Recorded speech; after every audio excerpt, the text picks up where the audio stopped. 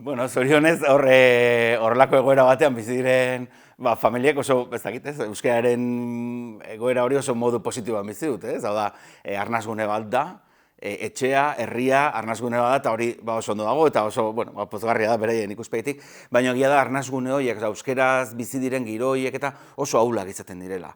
Eta hainbat alditan da, hainbat lekutan ikusi da, arnasgune diren horiek oso azkar gero eskasten direla, beste elementu batzuk tartean sartzen direnean. Orduan berdina da, gu nahi bali badugu gure seme-alabek euskaraz bizitzea eta euskararekin jarrera aktibo bat eta harreman arrotasunez bizitzea, lagundu egin beharko diegu. Nahiz eta momentu honetan daukagun egoera hortan behar hori ez dugun ikusten.